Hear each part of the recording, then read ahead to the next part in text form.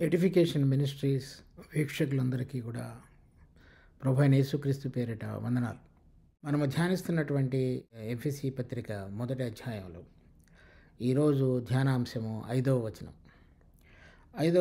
4 నుంచి 6 వచనాల వరకు తెలుగులో కలిపి వ్రాయబడినది.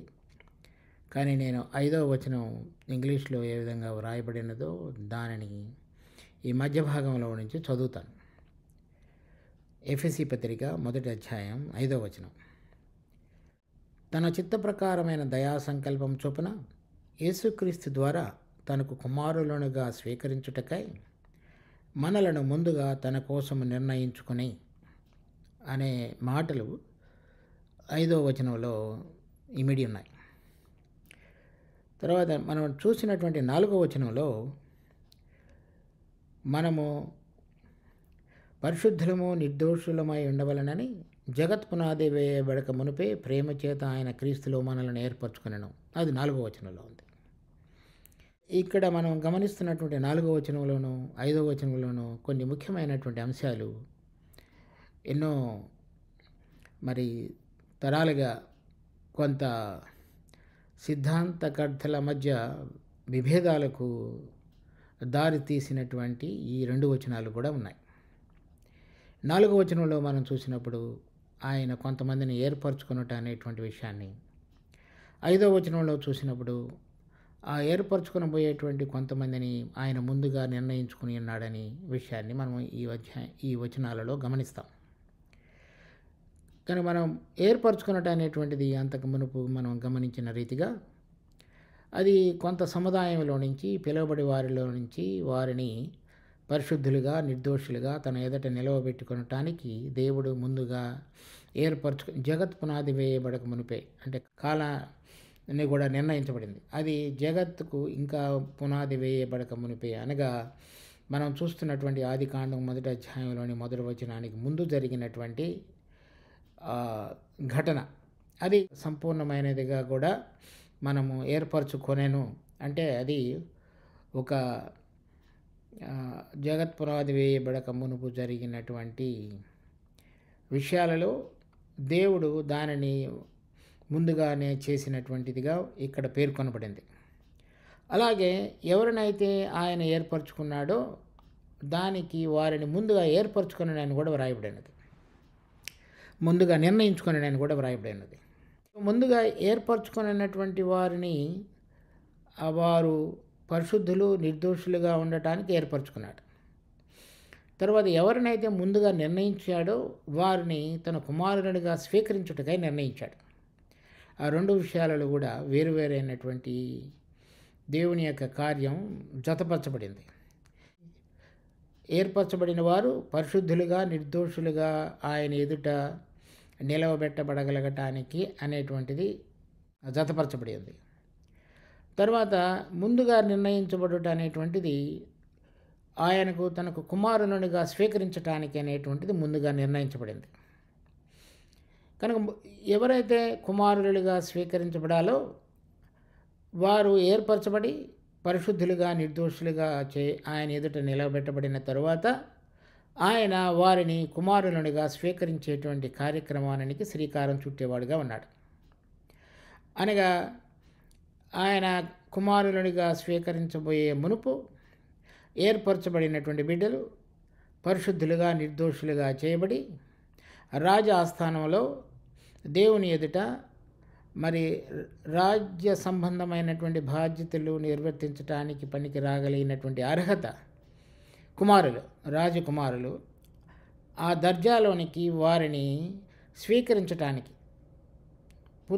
కుమారులుగా స్వీకరించటానికి దానిని కూడా ఆయన ముందుగా నిర్ణయించి ఉన్నాడు అనే విషయాన్ని మనం చూస్తున్నాం. ఇక్కడ ముందుగా నిర్ణయించుట అనేటువంటిది ఇంగ్లీష్లో కొన్ని బైబిల్స్లో ప్రీడెస్టిన్డ్, కొన్ని చోట్ల ఫోర్ ఆర్డైన్డ్ అని రాయబడినది. ముందుగా నిర్ణయించుట అనేటువంటిది తెలుగులో చక్కగా వ్రాశారు. ఇక్కడ ఈ రాయబడినటువంటి ఈ గ్రీకు పదం ఈ విధంగా ఉంది. ప్రో అరిడ్జో. ప్రో అంటే ముందుగా అని, అరిడ్జో అంటే డిటర్మైన్ అంటే నిర్ణయించబడిన అని, అంటే బిఫోర్, డిటర్మైన్డ్ బిఫోర్ అని అర్థం, లేక ఫోర్ ఆర్డైన్డ్, లేక ముందుగా నిర్ణయించబడిన. తెలుగులో చక్కగా ఎటువంటి మరి సందేహాన్ని కలిగించకుండా ఉండేటువంటి పదం వాడబడింది. అది మనందరికీ కూడా ఎంతో మంచిది. తర్వాత ఇది దేనికి ముందుగా నిర్ణయించుకున్నాడు అంటే కుమారులనిగా స్వీకరించడానికి అనేటువంటిది చక్కగా అక్కడ రాయబడి ఉండడం చేత ఎటువంటి సందేహాస్పదమైనటువంటి దానికి అవకాశం లేకుండా రాయబడింది. కానీ చాలామంది సిద్ధాంతకర్తలు ఆయన కొంతమందిని ముందుగా నిర్ణయించుకున్నాడు అనేటువంటి విషయాన్ని చూపించి, ఎవరైతే రక్షణ పొంది ఉన్నారో వారందరినీ కూడా దేవుడు ముందుగానే ఎరిగి ఉండి వారందరినీ కూడా ముందుగా నిర్ణయించి ఉన్నాడు అనేటువంటి దానిని తెర మీదకు తీసుకొస్తున్నారు. అనగా రక్షణ పొందినటువంటి ప్రతి వారు కూడా ముందుగా ఆయన చేత నిర్ణయించబడిన వారు అనే సిద్ధాంతానికి వారు నాంది పలుకుతున్నారు. అలా కాకుండా కొంతమంది అవిశ్వాసులు, దేవుని యందు విశ్వాసం ఉంచినటువంటి వారు, అనేక నాస్తికులు, వారి యొక్క ఉద్దేశం ఏంటంటే దేవుడు ఈ విధంగా కనుక కొంతమందిని ముందుగా ఆయన రక్షణ పొందటానికి కనుక నిర్ణయించుకుని ఉంటే అప్పుడు దేవుడు మరి కొంతమంది ఎడల పక్షపాతిగా వ్యవహరించేవాడుగా ఉన్నాడు కాదా అని ప్రశ్నిస్తారు. దేవుడు పక్షపాతి కాడు. తర్వాత ఆయన ముందుగా కొంతమందిని ఆ విధంగా రక్షణ పొందాలి, కొంతమంది రక్షణ పొందకూడదు అనేటువంటి విధంగా నిర్ణయించి ఉంటే మనము దేవుని యొక్క స్వభావానికి అది భిన్నంగా ఉన్నదనే విషయాలు అనేక వాక్యాలలో మనం గమనించవచ్చు. కనుక దేవుడు అందరినీ ప్రేమించేవాడు. మరి యోహాను సువార్త 3:16 దేవుడు లోకమును ప్రేమించును అనగా లోకములో ఉన్న వారిని అందరినీ ప్రేమించాడు అనేటువంటిది అర్థం. కేవలము ఎవరైతే ఆయన యందు విశ్వసించారో వారిని మాత్రమే అని కాకుండా లోకమును ప్రేమించను. అలా ఆయన గనక ముందుగా కొంతమందిని రక్షణ పొందాలి అని కనుక ముందుగా నిర్ణయించుకొని ఉంటే అది దేవుడు కొంతమంది ఎడల పక్షపాతిగా వ్యవహరించాడు అని నాస్తికులు, అవిశ్వాసులు, అన్య దేవతలని చెప్పబడే వారిని పూజించేటువంటి వారి అందరి యొక్క మరి ఆర్గ్యుమెంట్కి, వివాదానికి అది దోహదం ఇస్తుంది. కానీ దేవుని వాక్యం దానికి భిన్నంగా ఉంది. దేవుడు ఎవరు రక్షణ పొందాలి, ఎవరు పాపక్షమాపణ పొందాలనే విషయాన్ని ఆయన ముందుగా నిర్ణయించడు. అలా నిర్ణయించుంటే ఆయన ఆ స్వభావానికి భిన్నంగా వ్యవహరించిన వాడిగా ఉంటాడు. ఉదాహరణకి హెబ్రీ పత్రిక 12:9 మనం చూస్తాం. ఆయన మనుషుల యొక్క ఆత్మలందరకు తండ్రి. చూడండి, హెబ్రీ పత్రిక 12:9 మరియు శరీర సంబంధులైన తండ్రులు మనకు శిక్షకులయ్యుండిరి, వారి యందు భయభక్తులు కలిగి ఉంటిమి, అట్లయితే ఆత్మలకు తండ్రి అయిన వానికి మరి ఎక్కువగా లోబడి బ్రతకవలని కదా. కనుక ఈ ఆత్మలకు తండ్రి మనలో ప్రతి మనిషిలో ఉంచబడినటువంటి ఆత్మలకు పరలోకముందున్నటువంటి దేవుడు తండ్రి. కనుక విశ్వాసి అవిశ్వాసి అనే భేదం లేకుండా ఆయన అందరిలో కూడా ఆత్మను ఉంచినవాడు కనుక, ఆయన ఆత్మ కనుక మనలో ఆత్మను రూపించి మన అందరిలో కూడా ఆత్మను ఉంచినవాడు కనుక ఆయన మన ఆత్మలందరికీ తండ్రి. కనుక తండ్రి అయి ఉన్నాడు కనుక ఆయనతో మనకు సంబంధం ఉన్నది కనుక కొంతమందిని నరకాగ్నికి రక్షణ పొందకుండా ఉండటానికి ఉంచుతాడు అనేటువంటిది ఏమాత్రం కూడా దానికి ఆ వాదానికి సరైనటువంటి నిరూపణ లేదు. తర్వాత చూడండి, యోబు గ్రంథం 12:10 యోబు గ్రంథం 12:10 జీవరాశుల ప్రాణమును మనుషులందరి ఆత్మలను ఆయన వశమున ఉన్నవి కదా. కనుక మనుషులందరి యొక్క ఆత్మలు కూడా ప్రాణములు కూడా ఆయన వశమున ఉన్నాయి, ఎందుకంటే ఆయన వాటికి తండ్రి కనుక. తర్వాత చూడండి, సంఖ్యాకాండం 16:22 వారు సాగిలపడి సమస్త శరీర ఆత్మలకు దేవుడువైన దేవా, సమస్తమైన శరీర ఆత్మలకు అంటే ఎవరి శరీరంలో అయితే ఆత్మ ఉన్నదో ఆ ఆత్మలకు అందరికీ కూడా దేవుడు. ఇక్కడ శరీరాత్మలకు తండ్రి అయిన దేవుడు, హెబ్రీ పత్రికలో తండ్రి అనే విషయాన్ని మనం చూస్తున్నాం. కనుక ఆయన సృష్టించినటువంటి సృష్టికర్తగా ఉండి అందరిలో ఉంచబడినటువంటి ఆత్మలకు తండ్రి అయి ఉన్నాడు. కనుక ఆయన ఎవరు నశించాలని కోరుకున్నాడు. కనుక ఈ ముందుగా నిర్ణయించుకున్నటం అనేటువంటిది రక్షణకు సంబంధించినటువంటి విషయం కాదు. అది మనం దేనికి సంబంధించిన విషయం అనేటువంటిది తర్వాత భాగంలో మనం చూద్దాం. మొదట ఈ విషయాన్ని మనం అర్థం చేసుకోవాలి.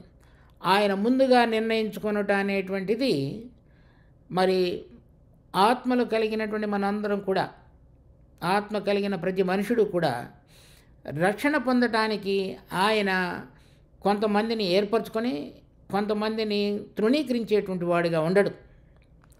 తర్వాత చూడండి, ఇదే విషయాన్ని మరలా ఆయన ఎందుకు అలా చేయడు అంటే ఆయన సమస్తమైనటువంటి ఆత్మలకు తండ్రి అయినటువంటి దేవుడిగా ఉన్నాడు కాబట్టి.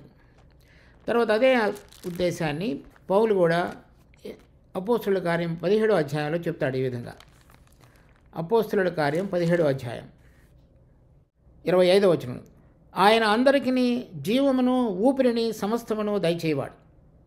ఇక్కడ ఊపిరి అనేటువంటిది తెలుగులో ఊపిరి అని రాయబడినది, కానీ దాన్ని సరైన విధంగా తరుజుమా చేసినప్పుడు ఆత్మని చదువుకోవాలి. కనుక ఆయన ప్రాణాన్ని ఆత్మను దయచేసేవాడు. కనుక ఆయన దయచేసినటువంటి ఆత్మ మరి నరకానికి ఆయనతోటి విభేదించి ఎల్లప్పుడూ కూడా దూరంగా ఉండటానికి ఆయన ఇష్టపడ్డాడు. ఏ విధంగా మరి శరీర సంబంధులమైనటువంటి తల్లిదండ్రులు వారి పిల్లల ఎడల ఎటువంటి విధంగా ప్రేమ, మక్కువ, అనురాగము, మరి ఆప్యాయత కలిగి ఉంటారో, వారు మరి ఎటువంటి విధంగా ఎదగాలని కోరుకుంటారో అదేవిధంగా పరలోక సంబంధమైన మన పరలోకపు తండ్రి ఆత్మలకు తండ్రి. కనుక ఆయన మన యొక్క ఆత్మల యొక్క క్షేమాన్ని కోరేవాడిగా ఉంటాడు. కనుక మనము నిత్యత్వంలో ఆయన నుంచి వేరుగా ఉండాలని ఆయన ఎప్పుడు కూడా అనుకొనడు. దీనికి సంబంధించినటువంటి కొన్ని విషయాలను మనము చూద్దాం. చూసినట్లయితే యోహాను సువార్త 3వ అధ్యాయం 16వ వచనంలో, దేవుడు లోకమును ఎంతో ప్రేమించును, కాగా తన అద్వితీయ కుమారునిగా పుట్టిన వాని యందు విశ్వాసముంచు ప్రతివాడును నశింపక నిత్య జీవము పొందినట్లు ఆయనను అనుగ్రహించను. కనుక ఎవరెవరైతే ఆయన యందు విశ్వసిస్తారో వారందరూ కూడా నశించకుండా, అంటే నిత్యత్వంలో ఆయన నుంచి వేరైనటువంటి విధంగా ఉండకుండా ఆయనతో పాటు కలిసి ఉండగలిగేటువంటి విధంగా మరి మన అందరిలో ఉన్నటువంటి పాపము యొక్క క్రియలను లయపరచుటకు, పాపములను క్షమించుటకు, పాపాన్ని లయపరచుటకు, పాపం యొక్క శక్తిని లయపరచుటకు ఆయన ఈ లోకంలోనికి వచ్చినాడు. తర్వాత మరలా అదే యోహాను రాసిన మొదటి పత్రిక 2వ అధ్యాయం 2వ వచనం, ఆయనే మన పాపములకు శాంతికరమైనాడు లేక ప్రాయశ్చిత్తమైనాడని. మన పాపములకు మాత్రమే కాదు, సర్వలోకమునకు శాంతికరమైనాడు లేక ప్రాయశ్చిత్తమైనాడు. కనుక మనము చేసినటువంటి, అంటే విశ్వాసులైనవని పిలువబడుతున్నటువంటి క్రైస్తవులకు మాత్రమే కాకుండా ఆయన సర్వలోకమునకు ప్రాయశ్చిత్తమైనాడు. అంటే అందరి కొరకు చనిపోయి ప్రాయశ్చిత్తార్థమైనటువంటి బలిగా ఆయన అర్పించబడిన వాడుగా ఉన్నాడు. తర్వాత అపోస్తుల కార్యం 10వ అధ్యాయం 43వ వచనం, ఆయన యందు విశ్వాసముంచు వాడెవడో ఆయన యందు వాని నామము మూలముగా, ఆయన నామము మూలముగా పాపక్షమాపణ పొందునని ప్రవక్తలందరూ ఆయనను గురించి సాక్ష్యం ఇస్తున్నారు. కనుక ఆయన నామమందు విశ్వసించిన ప్రతివారు కూడా, మరి ఎవరైనా విశ్వసిస్తే వాళ్ళని మాత్రమే నిర్ణయించుకున్నాడని మనం చెప్పడానికి వెళ్ళలేదు. విశ్వసించిన వారందరూ. దాని తర్వాత 17వ అధ్యాయం అపోస్తుల కార్యములు 17వ అధ్యాయం 27వ వచనం, ఆయన ఒకని నుండి ప్రతి జాతి మనుషులను సృష్టించి వారు ఒకవేళ దేవుని తడువులాడి కనుగొందరేమని తను వెదుకు నిమిత్తము నిర్ణయ కాలమును వారి నివాస స్థలం యొక్క పొలిమేరలను ఏర్పరచను. అందుచేత ఆయన 30వ వచనంలో చూచినప్పుడు, ఆ అజ్ఞాన కాలములను దేవుడు చూచి చూడనట్టుగా ఉండెను, ఇప్పుడైతే అంతటను అందరూ మారు మనసు పొందవలనని. కనుక అది దేవుని యొక్క అభీష్టం, అందరూ కూడా మారు మనసు పొందాలని ఆయన కోరుతున్నాడు. అందుచేతనే ఆయన మారు మనసు పొందాలని ఆజ్ఞాపించుతున్నాడు. రక్షణ పొందాలని కోరుతున్నాడు కనుక రక్షణకు ముందు జరగవలసినటువంటి మరి మారు మనసు అనేటువంటిది పొందాలని ఆయన అందరినీ ఆజ్ఞాపిస్తున్నాడు. దాని తర్వాత మనం చూస్తే పాత నిబంధనలో హెజెకీయేలు గ్రంథం 18వ అధ్యాయం 23వ వచనం. దుష్టులు మరణమునందుటి చేత నాకేమాత్రమైన సంతోషము కలుగునా, వారు తమ ప్రవర్తనను దిద్దుకొని బ్రతుకుటయే నాకు సంతోషము, ఇదే ప్రభువుగా యెహోవా. ఎందుచేతనంటే ఆయన మనకు సృష్టికర్త కనుక మనందరము మరి ఆయనతోటి సంబంధంలోనికి రావాలని ఆయన కోరుతున్నాడు. తర్వాత 32వ వచనం, అదే అధ్యాయం హెజెకీయేలు గ్రంథం 18వ అధ్యాయం 32వ వచనం. మరణమునందువాడు మరణము నొందుటను బట్టి నేను సంతోషించువాడని కాను, కావున మీరు మనసు త్రిప్పుకొనుడి, అప్పుడు మీరు బ్రతుకుదురు, ఇదే ప్రభువుకు యెహోవా వాక్కు. ఇదే వచనం మనం హెజెకీయేలు గ్రంథం 33వ అధ్యాయం 11వ వచనంలో కూడా చూస్తాం. తర్వాత మరలా 1 తిమోతి 2వ అధ్యాయంలో 4వ వచనం. ఆయన మనుషులందరూ రక్షణ పొంది సత్యమును గూర్చిన అనుభవ జ్ఞానం గలవారు ఉండవలనని ఇచ్ఛించుచున్నాడు. ఇది దేవుని యొక్క కోరిక. మనుషులందరూ కూడా రక్షణ పొంది సత్యమును గూర్చిన అనుభవ జ్ఞానం గలవారు ఉండవలనని ఆయన కోరుతున్నాడు. ఆయన అలా కోరుతున్నప్పుడు మరి కొంతమంది మాత్రమే రక్షణ పొందాలని నిర్ణయించుకునుట అనేటువంటిది అది జరగనటువంటి విషయం. కనుక ఈ విషయాలు ఇప్పుడు మనం చూసినటువంటి ఇంకా ఇంకొక మనం హెబ్రీ పత్రిక 2వ అధ్యాయం 9వ వచనంలో దేవుని కృప వలన ఆయన ప్రతి మనుషుని కొరకు మరణం అనుభవించినట్లు, సో ఆయన ప్రతి మనుషుని కొరకు మరణం అనుభవించినట్లు ఆయన సర్వలోకమునకు శాంతికరమైనాడు, లోకమును ప్రేమించిన వాడుగా ఉన్నాడు, ప్రతి మనుషుని కొరకు మరణం అనుభవించిన వాడుగా ఉన్నాడు, ప్రతి మనుషుడు రక్షణ పొందాలని ఆయన కోరుతున్నాడు, అందరూ మారు మనసు పొందాలని ఆజ్ఞాపించుతున్నాడు. ఈ విధంగా చూసినప్పుడు ఆయన మనలను మన పాపముల నుంచి రక్షణ పొందుటకు, విడుదల పొందుటకు ఆయన మనలను ముందుగా నిర్ణయించుకున్నవాడుగా ఉండడు. ఎందుచేతనంటే ఆయన అందరి విషయంలో అటువంటి మనసు కలిగి ఉన్నాడు. ఎందుచేత అందరి విషయంలో అటువంటి హృదయాన్ని కలిగి ఉన్నాడు అంటే ఆయన మనలో ఉన్నటువంటి ప్రతి మనిషిలో ఉన్నటువంటి ఆత్మలకు ఆయన తండ్రి దేవుడు కనుక ఆయన సృష్టించిన దానిని నశింపు చేయటం అనేటువంటిది ఆయన ఉద్దేశం కాదు. ఆయన సృష్టించినటువంటి మనిషిని దేవుని పోలికలో సృష్టించబడిన మనందరం కూడా రక్షణ పొందాలనే ఉద్దేశం చేతనే ఆయన కలిగినటువంటి ప్రేమ అనేటువంటి గుణాన్ని బట్టి దానిని వ్యక్తపరుస్తూ తన కుమారుడిని ఈ లోకమునకు బలిగా అర్పించడానికి పంపబడి ఉన్నాడు కనుక మనందరం కూడా రక్షణ పొందాలని ఆయన కోరుతున్నాడు. అయితే ఈ ముందుగా నిర్ణయించుకున్నట అనేటువంటిది ఒక వేరైనటువంటి ఉద్దేశం కొరకు ఆయన ముందుగా నిర్ణయించుకున్నాడు. ఈ విధంగా ఆయన యందు విశ్వసించిన వారందరూ రక్షణ పొంది మరి ఆయన కుమారుని గురించినటువంటి అనుభవ జ్ఞానంలో ఎదగాలనేటువంటి తలంపు కలిగినటువంటి మన దేవుడు ఎవరైతే ఆయన యొక్క పిలుపును సరైన విధంగా అర్థం చేసుకొని ఈ పరిశుద్ధులుగా నిర్దోషులుగా ఆయన ఎదుట నిలవబెట్టబడగలగటానికి ఆయన జీవాన్ని కలిగి ఆత్మ ప్రభావం ద్వారా ప్రతిరోజు ఆయన యొక్క పరిశుద్ధతలో పాలువారగుతూ ముందుకు సాగేవారుగా ఉన్నారో వారిని ఆయన ముందుగా నిర్ణయించున్నాడు. ఆయన ఏ విధంగా ముందుగా నిర్ణయించున్నాడు అనే విషయాన్ని గురించి కూడా రోమాపత్రిక 8వ అధ్యాయంలో రాయబడింది.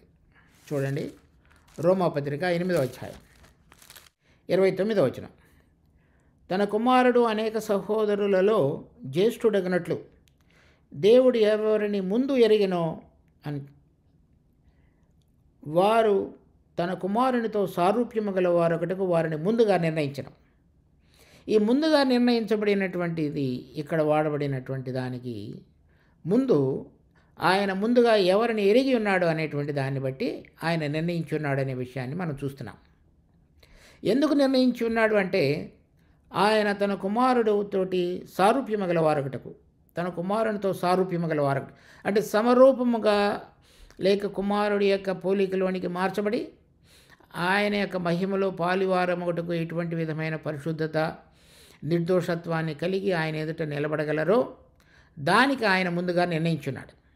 ఆ నిర్ణయం అనేటువంటిది ఆయనకు కలిగినటువంటి ముందుగా తెలిసినటువంటి భవిష్యత్ జ్ఞానాన్ని బట్టి ఆయన ఆ విధంగా నిర్ణయించుకున్నాడు. కనుక ఈ విషయాన్ని ఆయన మరి సార్వభౌమ జ్ఞాన అధికారము కలిగినటువంటి దేవుడు కనుక ఎవరు రక్షణ పొందిన తరువాత ఆయనకు లోబడి ఆయన యొక్క ఆత్మ యొక్క కార్యాన్ని ప్రేమించి చక్కగా ముందుకు సాగగలరో వారిని ఆయన ముందుగా ఎరిగి ఉన్నాడు కనుక వారిని ఆ విధంగా నిర్ణయించుకున్నాడు. కనుక ఇక్కడ మనం చూస్తున్నటువంటి రెండు విషయాలు, రక్షణ, తర్వాత కుమారునితో సారూప్యం కలిగి మహిమలో పాలు పొందుట. రక్షణ విషయంలో ఆయన ఎవరిని కూడా ముందుగా నిర్ణయించడు. అలా నిర్ణయించుంటే మనము చెప్తున్నటువంటి సువార్త కానీ, అనేక మంది రక్షణ పొందాలని మనకు కలిగినటువంటి ఆశ కానీ, తర్వాత దేవుడు అందరూ కూడా మారుమనసు పొందాలని ఆజ్ఞాపించుట కానీ, అందరూ రక్షణ పొందాలని ఆయన ఇచ్చేయించుట కానీ, అప్పుడు దానికి అర్థం ఉండదు. అలా గనక చేస్తే ఆయన పక్షపాతిగా కూడా అనేక మంది నాస్తికవాదులు, తర్వాత అవిశ్వాసులు వాదిస్తున్నటువంటి వాదానికి ఊతం ఇస్తుంది. కనుక ఆయన ఆ విధంగా చేయకుండా ఆయన అందరినీ ప్రేమించి మనందరిలో కూడా ఆత్మను ఉంచి మన ఆత్మలకు తండ్రి దేవుడు కనుక మరి మనందరి కొరకు ఆయన మరణాన్ని రుచి చూసి మన కొరకై ఆయన తన ప్రాణాన్ని సిలువలో బలిగా అర్పించున్నాడు. అయితే ముందుగా నిర్ణయించుకున్నటువంటి విషయం కనుక మనం చూసినట్లయితే అది ఆయన తన కుమారునితో సారూప్యం కలిగి ఉండటానికి, మహిమలో పాలు పొందటానికి ముందుగా ఆయన ఎవరిని ఎరిగి ఉన్నాడో, అంటే తనకు కలిగినటువంటి జ్ఞానం ద్వారా ఎవరిలో ఉంచబడినటువంటి ఆత్మ ఆయనను అంగీకరించి ఆయన వారిలో జరిగించాలని కోరుతున్నటువంటి కార్యాన్ని వారు ప్రేమించి ఆయనకు లోబడి ఆత్మ ద్వారా మరి పరిశుద్ధతలో ముందుకు సాగేటువంటి వారుగా ఎవరైతే ఉంటారో ఆయన వారిని ముందుగా ఎరిగి ఉన్నాడు. ఆ విషయాన్ని, ఆ రెండింటిలో ఉన్నటువంటి వ్యత్యాసాన్ని మనం గమనించాలి. ఆ విధంగా మనం ఈ విషయాన్ని ఈరోజు ఇంతటితోటి ఇవి ఉన్నటువంటి వ్యత్యాసాన్ని గమనించి ఇంతటితో దీన్ని ముగిద్దాం. తర్వాత దాంట్లో ఈ ముందుగా నిర్ణయించుకొనబడుటలో కలిగినటువంటి దేవుని యొక్క ఉద్దేశం అది ఏ విధంగా రాబోయే దినాలలో నెరవేర్చబడుతుందనేటువంటి దాని గురించినటువంటి అవగాహన అంశాలను మరి తర్వాత దానిలో మనం చూద్దాం. కనుక ఈ ముందుగా నిర్ణయించబడుట అనేటువంటిది ఆయనతో పాటు మహిమలో పాలు పొందటానికి సంబంధించినటువంటి విషయంగా గమనించాలి. ఈ ముందుగా నిర్ణయించబడటం అనేటువంటిది మన పాపక్షమాపణకు సంబంధించినటువంటి విషయం కాదు. పాపక్షమాపణ మనందరం కూడా రక్షణ పొందాలని ఆయన కోరుతున్నాడు. ఈ మహిమలో పాలు పొందటం అనేటువంటిది మరి రక్షణ పొందిన వారిలో ఎవరు లోబడతారో ఆయన ముందుగా ఎరిగిన వారై వారిని సిద్ధపరచుట అనేటువంటి దానికి అది గుర్తుగా ఉంది. దీనిని గురించిన వివరణ మరింతగా తర్వాత దాంట్లో మనం చూద్దాం. దేవుడు ఈ వాక్యమును మన కొరకై ఆశీర్వదించును గాక. ప్రార్థించుకుందాం. మా జీవము కలిగిన తండ్రి, మీకెంతో వందనాలు. మరి ఈ విషయాన్ని మరి సరైన విధంగా మేమందరం కూడా అర్థం చేసుకొని మీ యొక్క సార్వభౌమ అధికారాన్ని, మీరు ముందుగా నిర్ణయించగలిగినటువంటి ఆ శక్తిని, ఆ ఉద్దేశాలను సరైన విధంగా గ్రహించగలిగి ఆ ప్రకారంగా మేము ఉండగలగటానికి, జీవించగలగటానికి మాకు మా జీవితంలో, మా క్రైస్తవ విశ్వాస జీవితంలో మాకు తోడుగా ఉండి నడిపించమని మా రక్షకుడు ప్రభువైన యేసు నామమున అడిగి వేడుకుంటున్నాం తండ్రి. ఆమెన్.